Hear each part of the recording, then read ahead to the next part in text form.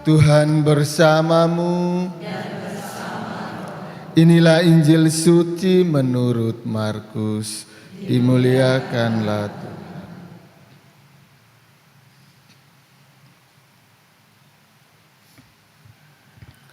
Pada suatu hari Yesus berbicara kepada imam-imam kepala, ahli-ahli Taurat dan kaum tua-tua dengan perumpamaan katanya. Adalah seorang membuka kebun anggur dan membuat pagar sekelilingnya. Ia menggali lubang tempat memeras anggur dan mendirikan menara jaga.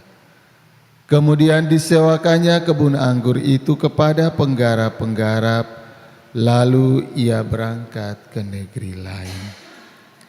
Ketika sudah tiba musim panen, ia mengutus seorang hamba kepada penggarap-penggarap itu untuk menerima sebagian dari hasil kebun. Tetapi hamba itu ditangkap dan dipukuli oleh para penggarap, lalu disuruh pergi dengan tangan hampa. Kemudian pemilik kebun anggur itu menyuruh pula seorang hamba lain kepada mereka. Orang itu mereka pukuli sampai luka kepalanya dan sangat mereka permalukan. Lalu pemilik itu menyuruh seorang hamba lain lagi dan orang itu mereka bunuh. Dan banyak lagi yang lain, ada yang mereka pukul dan ada yang mereka bunuh. Kini tinggal satu orang, yakni putranya yang terkasih. Dialah yang akhirnya diutus kepada mereka, sebab pikirnya, putraku pasti akan mereka segani.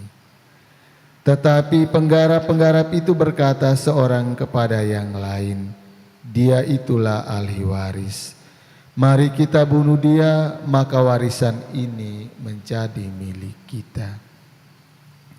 Mereka menangkap dan membunuh dia, lalu melemparkannya keluar kebun anggur itu.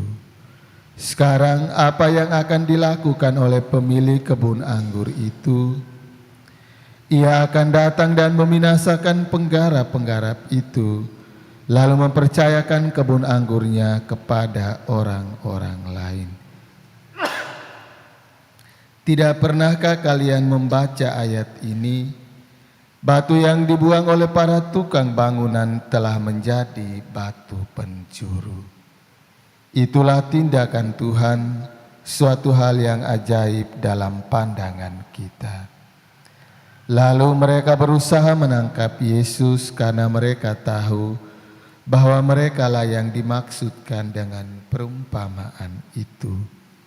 Tetapi mereka takut kepada orang banyak, maka mereka pergi dan membiarkan Yesus.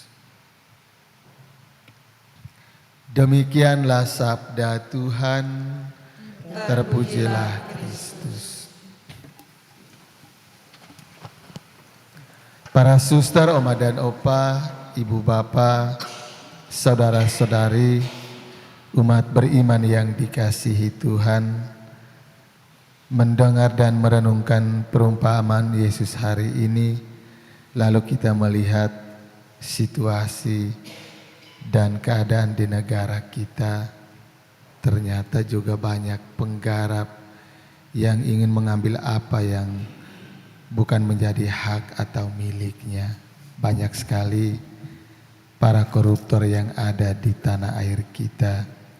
Mereka korupsi bukan hanya ratusan juta, bukan hanya miliaran, tetapi bahkan sampai triliunan. Maka dalam perikop lain Yesus mengingatkan kita, apa yang sudah ada pada kita akan diambil daripada kita.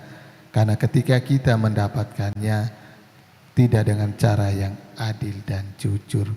Maka lewat perumpamaan hari ini sebagai orang Katolik pengikut Kristus, Yesus meminta masing-masing kita menjadi penggarap yang adil, jujur, dan mengutamakan kepentingan orang lain dan bukan kepentingan dan kebahagiaan pribadi kita. Karena seringkali kita jatuh dalam dosa dan kesalahan yang sama, mengambil waktu yang disediakan untuk berdoa, beribadah kepada Tuhan, dengan melakukan hal-hal yang menyenangkan hati dan pikiran kita. Maka mari kita berjuang, semoga sepanjang hari ini kita mampu menjadi penggarap-penggarap yang adil dan jujur di hadapan Tuhan dan sesama. Maka Tuhan akan menggenapkan dan melimpahi apa yang menjadi hak dan kebutuhan di dalam keseharian hidup kita. Semoga.